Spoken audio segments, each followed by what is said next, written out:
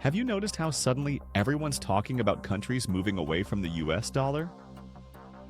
For decades, it's been the global money, oil, trade, and savings, all tied to the dollar. But quietly behind the scenes, countries are building a new system. It's called de-dollarization, and it could reshape who holds power in the global economy. To understand why this shift matters, let's rewind. In 1944, right after World War II, world leaders met at Bretton Woods in the US to rebuild the global economy. They agreed to make the US dollar the center of world trade, pegged to gold, while other currencies were pegged to the dollar. It worked beautifully.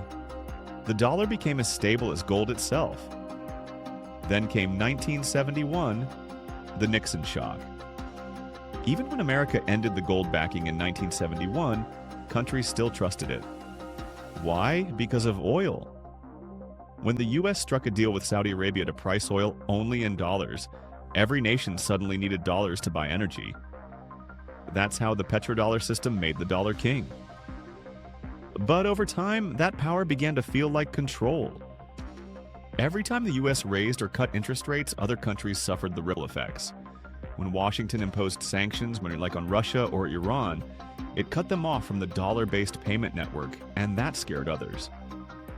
So major economies like China, India, and Russia started asking, why should one country's currency decide everyone's fate? That question was the spark that started de-dollarization.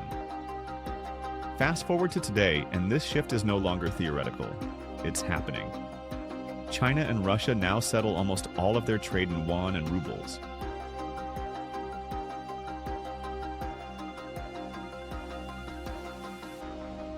India pays for oil imports from the UAE in rupees.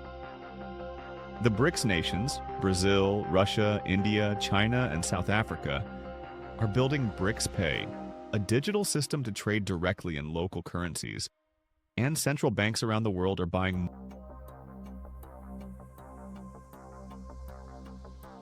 more gold and fewer dollars, creating balance, not dependence. This shift has huge consequences. For the US, it means losing a bit of its financial privilege, the ability to borrow cheaply and influence others through sanctions. For emerging economies, it means freedom, the power to trade and settle in their own money. But it's not all easy. Multiple currencies mean higher risks, more conversions, and new challenges for global investors.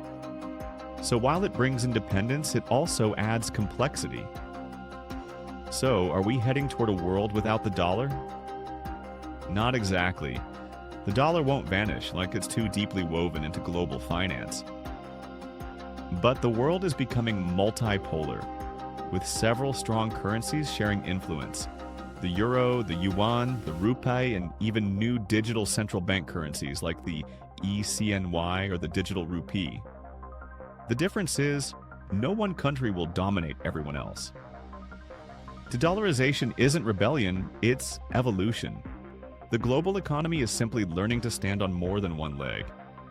And maybe for the first time in decades, the balance could make the system a little fairer for everyone.